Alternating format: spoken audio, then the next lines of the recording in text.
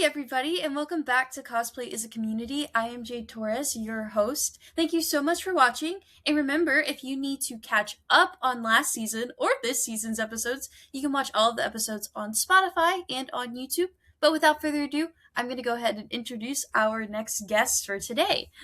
Ari, aka Goldstar EXP, has been cosplaying since 2012 and has been going to cons for much longer than that. His major skills in cosplay crafting have been sewing and wig making, especially builds that let him use historical techniques or references. Outside of cosplay, he's a drag artist known as T-Bone Tony. They also co-host channels with CC Chariot, which has also been on this show last episode, actually. So go watch his episode too. It's very good with Aldana. And volunteer with smaller cosplay slash anime centric events like the University of North Texas's MechaCon and the Vocaloid DJ show Virtual Sekai Project, which will be performing which he will be performing at the Valentine's Day show on February 28th. So if you're in the area, go see Ari's show. Generally, he cosplays from a mix of anime and video games like Bayonetta, Guilty Gear, Silent Hill, JoJo's Bizarre Adventure, Soul Eater, and a lot many more to count. Well, let's go ahead and say hello. Hi, Ari! Hello. Hello, it's good to see you here today. I'm glad you're here on the show. But yeah, let's go ahead and get started. So how did you start cosplaying? I started cosplaying in around like 2012, 2013-ish. I had been going to cons before that as a kid. Like my parents would bring me like once a year to whatever con they were going to, usually like horror conventions or more like Comic Con or like comic focused. But around that time in like 2012, that was the first time my dad had asked me like, "Hey, what do you want to do? Do you actually want to go to a con or not? Because you're kind of old enough that we'll let you make that decision." And right around then, I started getting into anime on my own. So I was like, "Yeah, no, I actually do want to go to a con. I want to meet all these VAs that I've been hearing and all my favorite anime at the time, which were unfortunately like Hitalia and Black Butler. But this was prime season to meet all those VAs. So around then is when I started, and I remember my first cosplay I made myself was like mostly like clothes I already owned, and then this was also around the time that duct tape crafts were big. So it was like duct tape bows for the hair bows for the character, and that was like the most I did. But I mean, I still had a great time. It was Anime Boston 2013, but that was kind of like the inkling beginning of I want to do this more, and then I just kind of went from there. Yeah. Well, that sounds awesome. And don't be ashamed about your Hitalia Black Butler phase. I I think everybody, I think everybody has a phase at that point. I'm sitting in Yeah. my childhood bedroom and I have my Hitalia stuff like still everywhere and I'm like, "Oh my god, like that was so long ago it feels." But it's still a part of me, I think. Still part of many people. Um, but your parents also have a very interesting story about how they met, as you told me. So, do you want to give more Yeah. context into that? As far as I know, they didn't meet through cosplay or like conventions or whatever. They met completely just like outside of that. My dad is more of, I guess, like he was like the nerd of the two of them and kind of brought my mom into the fold. He used to tell me like when I started watching anime that I had it easy because in his day he'd have to go into Chinatown, he'd have to go to some guy's basement, pick out DVDs that were being imported from Japan, and kind of just figure out what was going on because subtitling wasn't big yet. Especially if it was like a smaller show. If it's not something like Dragon Ball, there's no subtitles, there's no English dub. You just had to figure it out. And then kind of brought her into the fold, so they would go to cons together. I especially remember for Otakon 2000 and 2001 seeing their badges from the con, and I thought it was kind of cute that for their Otakon 2000 badges, it had their own names on it, and then for the year they got married, the next year that badge changed to having my mom's married name on it because Otakon for that year they got married happened the weekend they got married. So they got married like Monday or Tuesday of that week or something, and then a few days later went to Otakon as like I guess almost a honeymoon. And then from there, like obviously having me, having my sibling, kind of winded down. Obviously, on going to conventions frequently. But would still go, like I mentioned earlier, bringing me as a kid to like horror conventions or more comic centered conventions. And then when the Walking Dead show came out, almost every year religiously, I think they might still even do it now, go to the Walking Dead fan convention, Walker Stalker Con, and cosplay for that. That's so fun.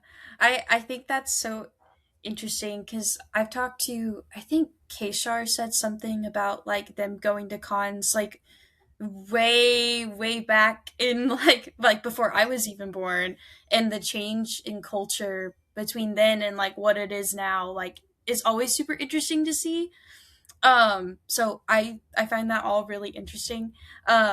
And like them having their little badges and then her having her married name on the Yeah, badge. I mean, I like to joke too with friends down here. It's like my first con I attended in the womb because my mom was pregnant at the time as well with me. So even Well, before being yes. born, I was at a convention.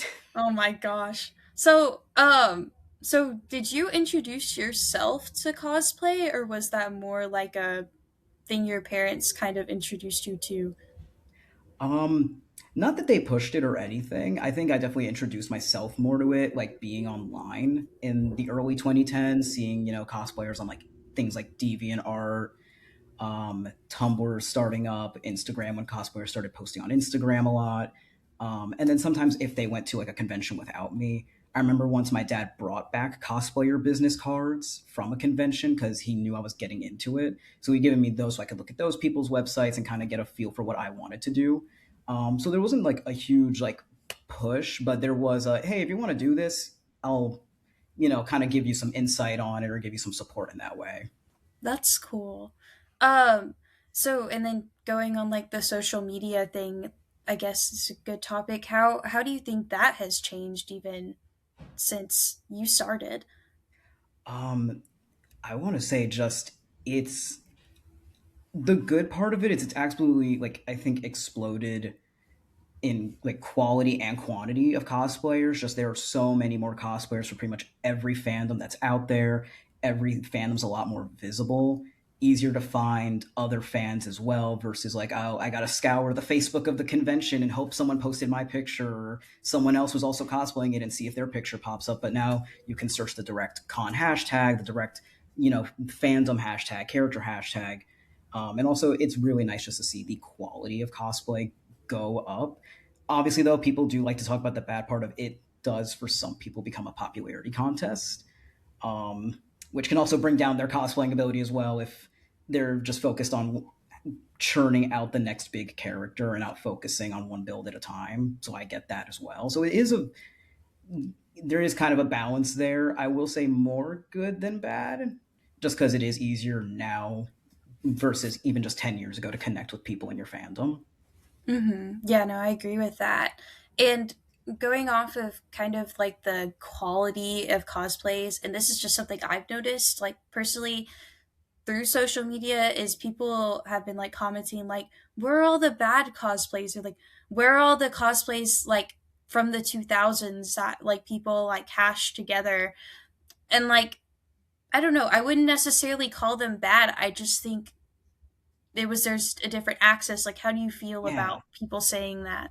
I don't think there were bad cosplays prior to social media. I think cosplay was just less visible and obviously less access to certain materials. You had to work with either whatever you had at your local thrift store, if you even had access to a fabric store, if there was even a Joann's in your area.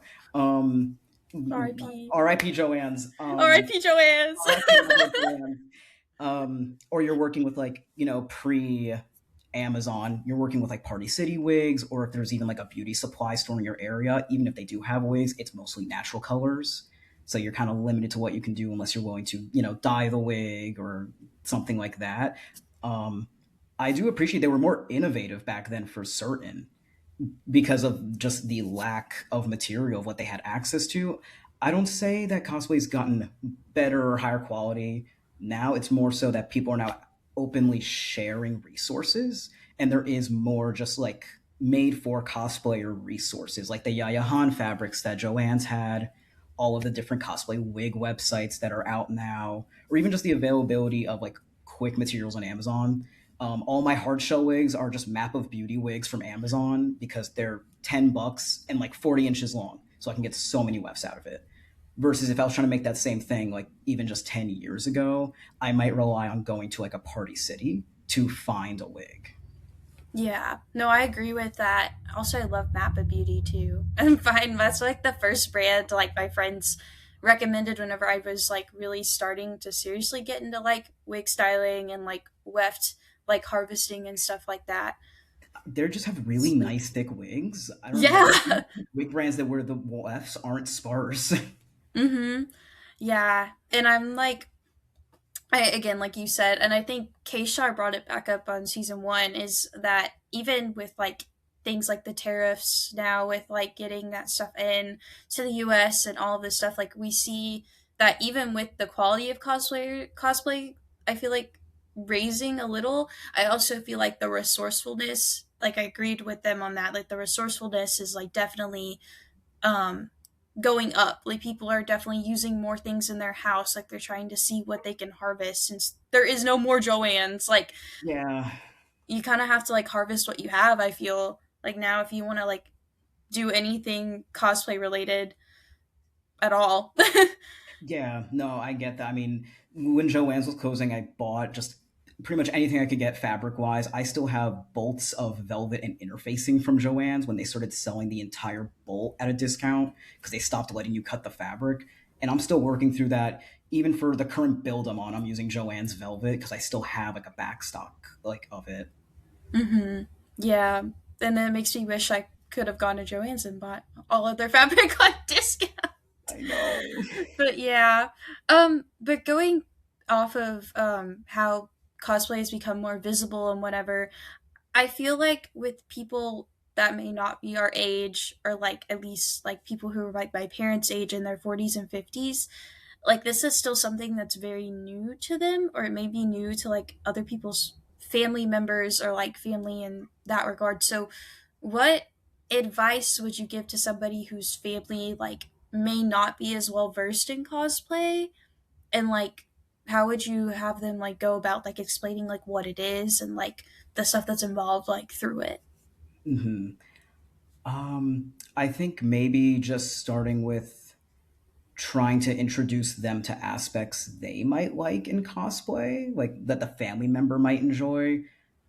Because I think the thing that might get a lot of like I guess older generation or families tripped up is a they see it as like it's just dress up, and you're at a certain age where oh that's not appropriate anymore, or something like that. It's not Halloween, you're not 12, something like that, or you're cosplaying something they don't understand, like it's an anime. And your dad doesn't watch anime or something like that. So maybe introducing them to things they might like, and it like, hey, Dad, I know you like Batman. Would you want me to help you make like a Batman costume for Halloween, or um, something like that. Or if maybe they are into the fashion aspect of it or the clothing aspect of it, kind of showing them like, hey, it's more than just I'm playing dress up. I'm learning different sewing techniques that I could use just either in everyday life. Because no matter what, I feel like everyone should know basic sewing for tailoring their own clothes. Most clothes are not made to fit you one to one in a store. So I feel like everyone could benefit from learning how to hem or do basic tailoring.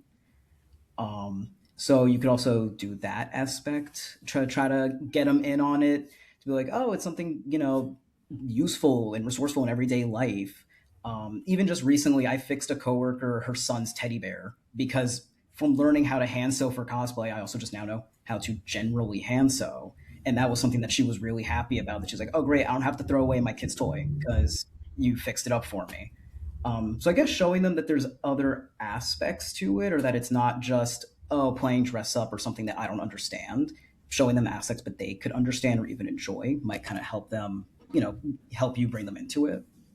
Yeah, I understand that too because um, whenever I started cosplay, um, I told my mom, I was like, "Hey, can we make like this outfit?" He's like a school guy. I was making Kakyoin a long time Oh ago, no. and I was like, hey, so mom, like, I really don't like any of the way these men's school uniforms fit." And she was like, "Men's school uniform?" I'm like, "Look," I was like, "This guy from an anime, I want to cosplay him. We're going to the big convention like next week. Like, please help me." And she was like, okay, but now, like, because I've been doing it for so long, I feel like she's a lot more open when I bring her like my crazy ideas. I mean, we made a freaking Act One puppet. Like, I probably would have never gotten her to do that or help me on it like a long time ago, but now, you know, it happens that way. I think because I've been doing it for so long that them being introduced to what I like and everything helps. So I definitely agree with that front, at least from my own personal experience. Um, and then on the other side of everything, like what advice would you give to a parent or like a family member who's like person is like coming up to them being like, "Hey, I cosplay." Like, how do you think their attitude should be about that specifically? Um, Immediately to not be dismissive of it, because kind of going back to the thing, they might have the preconceived notion of, like you were saying with your mom, like what men's school uniform? What are we talking about? Of like this weird thing my kid is into. Where did I like? What did I do? To just be open about it, like, okay, what do you like about this? Why do you want to do this? Like, what enjoyment do you get out of cosplay? And how, like, can I help you? Can I help you either gather materials? Can I help you get resources so that you're doing something safe? Like if it's prop building, making sure like, hey, if you're gonna be prop building, I want to make sure you have the right PPE on and that you're not inhaling like spray paint fumes or you're heating up PVC pipe inside. It's like if you're gonna be doing it, let me at least help you do it safely, and in a cost effective way. Because I know, at least for me, as a kid, when I was getting into cosplay and I wanted to do these crazy builds that I did not have the skill for at the time and, the materials for, I know I was absolutely insane asking for all of these things. I remember asking for, like, Warbler to make fake teeth for Grell for Black Butler, these yards and yards of fabric and, wig, everything that's going to come out to like over 500 in materials. And I'm like 13 asking for this. Don't have the skills for it. Um, and I wasn't immediately shut down, but I was like, let's slow down. Let's start with one item. You make that fully, and then we go from there. And it's, I guess, meeting expectations, meeting them halfway. Of like, I'm not completely dismissive of your hobby. I want to support you, but also setting a realistic expectation of what they can do, um, and also do it safely. Yeah. Please do everything safely. Please. Always wear PPE when prop making. You do Please. not want to Oh blow my your gosh. nose. You do not want Oh to blow your god. nose and have it be blue or green or any other color. God. And see, like, I remember because we've been talking about like past like cosplay and like how it's grown since then. I remember I was in like fifth grade and my cousin and his friends were cosplaying all of the students from Assassination Classroom. And he told me, he was like, "Hey, so do you want to come and spray paint guns like outside our grandma's house, like in the backyard?" And I was like, "Sure." And so like all I had was like a bandana wrapped around my like face and I was Oh spray my painting. god. And I was like, "Guys, I don't feel so good." I mean, I Like, guess it's better oh, than nothing, but it was so bad. Don't be like fifth grade me and spray paint guns in your backyard with just a bandana. Wear proper stuff. Oh my god, it was so bad. But anyway, they just brought up a memory when you said spray paint. I've been guilty of that before of not wearing the proper PPE. And then one time I just coincidentally was sick, went to the doctor, and they like swabbed my nose to test for the flu, and it came out bright red. And I had to explain that I had just been spray painting, and that was the spray paint color was red. Oh, So that's yeah, you not. might also scare people if you're using specific colors and it gets on you or in you. So please use your proper PPE, please. Well, going more into your journey with cosplay, how do you feel like your style has changed since you started a long time ago? I feel like I have had a huge style shift just because of, cosplaying different fandoms and characters. I'm not cosplaying the same things that I did 10 years ago. And also, I've, of course, leveled up like my gear, techniques. So I've gone from like, making the duct tape bows and hand sewing everything to now I do mostly machine. So I have in the last year started getting into detailing things with like embroidery and seed beading and also getting more into historical like techniques or references for characters, especially characters that are clearly meant to be inspired by a specific time period or class. Mainly, I've only used it maybe twice or three times now with Avatar: The Last Airbender. I made a Fire Lord Zuko from the comic series, and then I did Sokka from Day of Black Sun this last year. And for both of them, I researched separately their like what time periods, of course, that Avatar and that time is supposed to take place in, and then for the different tribes, what cultures are they inspired by, and then using that to make my fabric choices. So like for Sokka, since he's supposed to be based on a lot of like the native people of Alaska and Canada, like the Inuit and Yupik people, I tried to use fabrics that mimicked animal skin without it, of course, being real animal skin. So I'm using like faux fur, faux leather, faux suede, and even scuba fabric has a really good texture that kind of mimics like seal pelt. So I use that, and then they also use a lot of seed beading in their clothes. So I did a lot of seed beading of like the water tribe symbol and the moon symbol that he has all over the shawl, and then vice versa for Fire Lord Zuko. It's a lot of Southeast Asian culture, so using that to choose like satins that mimic silk, brocade fabrics, and then cuts that mimic that royal style. Because looking into it, it was mainly like the Fire Nation's clothing style for royalties inspired by Thailand. So I was looking into that. But otherwise, if the character doesn't have a specific like clear reference, I kind of try to put a little bit of myself into it, whether that's something like Josuke. Josuke, well, I did make a wig for him, JoJo's Bizarre Adventure Josuke. Um, I have considered using my own hair because I can get it to do the pompadour. If I just waste like 2 hours in a got to be can, I can make it happen. And I personally really like kind of gaudy, tacky style, as evidenced by my shirt. So my Josuke, instead of it being the just straight school uniform, I used purple velvet for the whole school uniform. He has bedazzled gold peace and heart sign pendants, seed beads for his school collar, like for his class. And then on the back of the big Lucky Land logo is fully like bedazzled rhinestone. And for the wig that I do have for it, has like purple tinsel throughout it. So it's a mix of this is the style I like. I like tacky, gaudy. I feel like this is also something Josuke would like. And because he's meant to be a little bit like, Prince inspired. So I feel like it goes into that as well. So I will say definitely my style has changed a lot, but I still will go back to old techniques. I will still do things like throwing cinnamon and paprika on a project to give it a rust texture, and like that's something I've been doing forever, is just using a household product not for its intended purpose. And also the bonus of it makes my pyramid head smell really good with all of the spices that are on it. People does say it smells really good. I didn't even know that you could do cinnamon and paprika but that's like super smart. On the wet paint, if you throw it on it, of course for the color of rust, the browns and reds, but also because it's grainy, it gives it that texture, like slight rust texture. I So didn't even even know you, though, yeah, but but yeah. that's mega. I love it.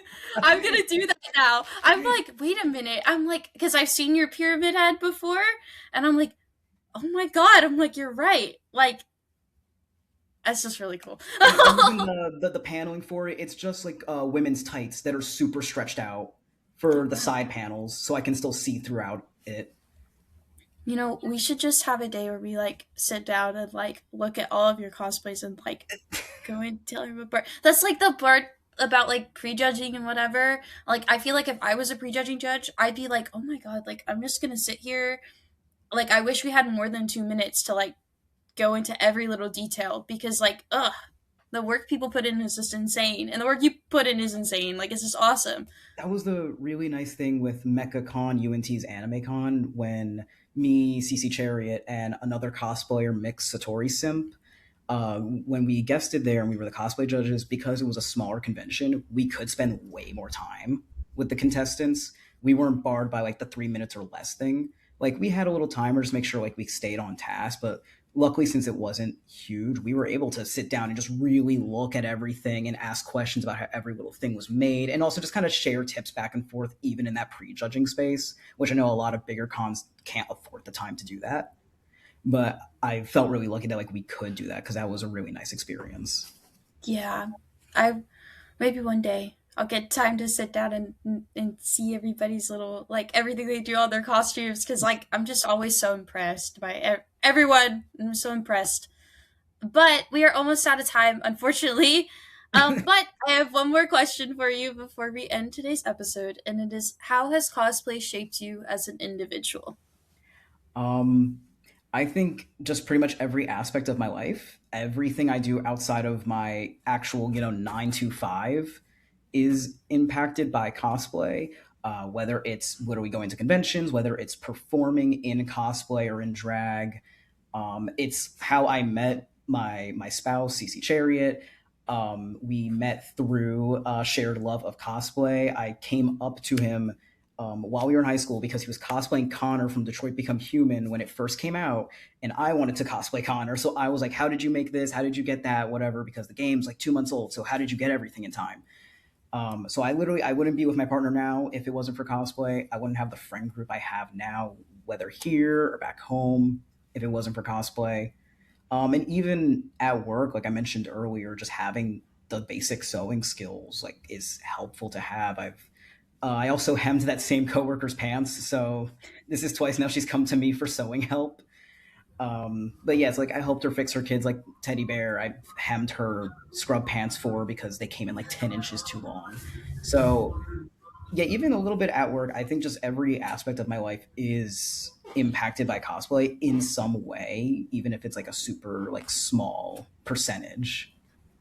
Well, that's lovely. And I love that you and Cece are like together, and it's so nice. I've had a couple of other like couples on the show, and they're like, "Oh yeah, we met in high school and we cosplay together and we like match all the time." And it's just so nice to hear that how many people are brought together through cosplay. And I always tell people on the show, like, it's truly not just like dress up or like putting something on. Like, it's truly so much more. And I hope like people get to see that in the near future. But we are out of time. But go ahead and tell them where they can follow you on social media. It's Gold Star EXP on Instagram, TikTok as well. I don't really post. I have a single video. And otherwise, in person, I go to a lot of DFW based cons. I also go to IkiCon when that happens in Round Rock, San Japan down in Austin when that happens. And upcoming, it was mentioned earlier, Virtua Sekai Project is a Vocaloid based DJ show that happens in DFW. On the 28th of this month in February, we are happening at Sue Ellen's bar in Dallas. And there's going to be a lot of Vocaloid performers, not just me. I know for a fact there's going to be some Miku performances, some Luca, some Rin and Len. There's going to be a little bit of everything. And otherwise, yeah, I'm just kind of all over the place. So that's I think pretty much everywhere you could find me. Well, thank you, Ari. It was lovely to have you on the show. I appreciate you for being here. Or And thank you for watching the show. Remember, you can always watch any of the episodes if you need to catch up on Spotify and on YouTube. That's all I have for you today. Remember, cosplay is a community, so make it one. Goodbye, and we'll see you in the bye. next episode. Bye! Bye.